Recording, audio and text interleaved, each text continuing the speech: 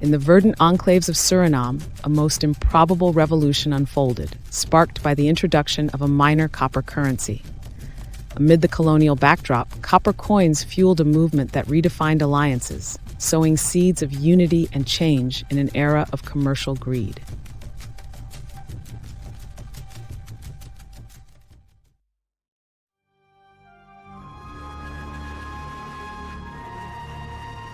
In the late 17th century, Suriname was a patch of wilderness caught between ambition and exploitation.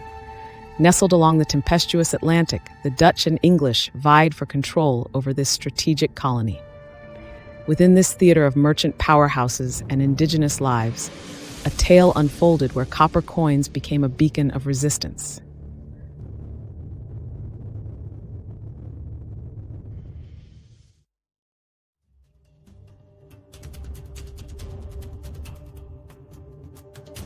Suriname's fertile land, yielding sugarcane and precious timber, attracted settlers like moths to a flame. But under the surface of commercial prosperity, discontent simmered as copper coins, introduced by colonial powers, began to symbolize an economic imbalance.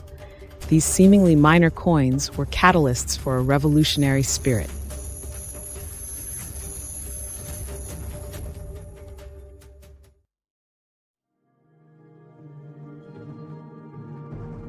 The introduction of these copper coins, intended to standardize trade, inadvertently entangled itself in a web of economic disparity.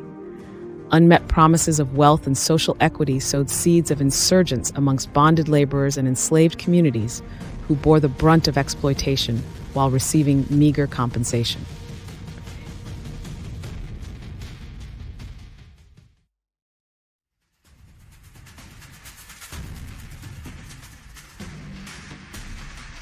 As word of the copper conundrum spread, plantation owner grumblings transformed into bonfires of rebellion. It became clear that coins held power beyond commerce. They were emblems of dominance. The colonial master's oversight would soon transform Suriname's quiet oppression into open defiance, echoing through the lush canopies and overgrown trails.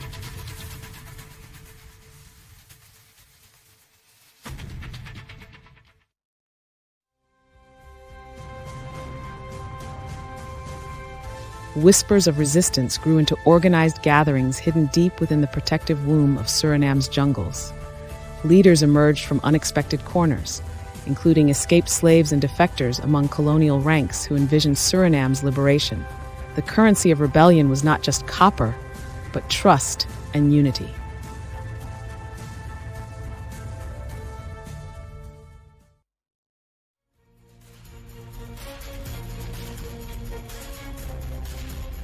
With newfound leadership, the forces of resistance initiated skirmishes against sugarcane fortresses and trade caravans.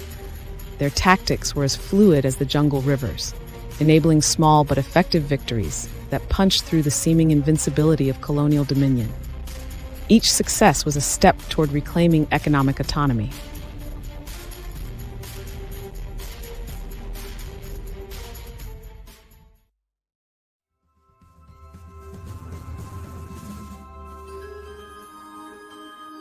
Emboldened by triumphs, rebels forged alliances with other maroon communities and sympathetic settlers. Their numbers swelled into a formidable force. Stashes of copper coins, ironically, funded this escalating uprising, even as plans of grand battles hatched within Suriname's dense wilderness.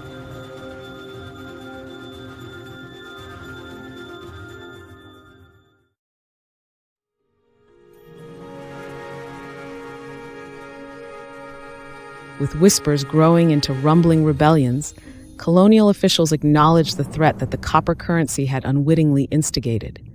Fearing the erosion of their commercial stronghold, they dispatched seasoned negotiators to diffuse tensions, marking a new phase in this epochal confrontation.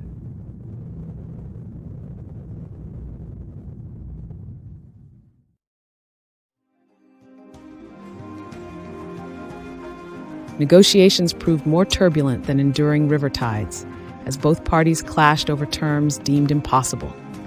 Yet the voices of peace began to chip away at entrenched despair, seeking a way to bridge divides through economic overhaul, pivotal to reconciliation, considering copper coins' unintended chaos.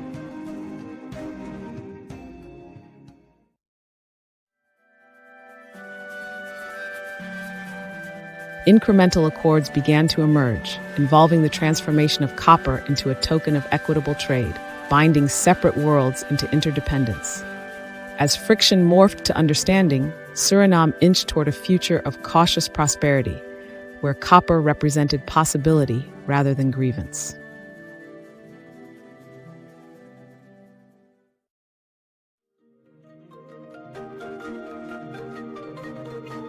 As peace settled, the currency incited a renaissance, planting desires for societal collaboration. Suriname emerged renewed, copper coins metamorphosed into symbols of a unified ethos, an emblem that reflected tales of struggle, perseverance, and shared humanity.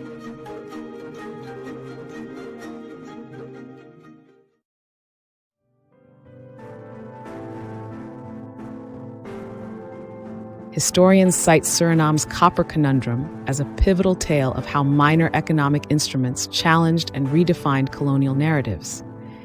Each copper coin tells an enduring story of resilience and the power of unity against adversity.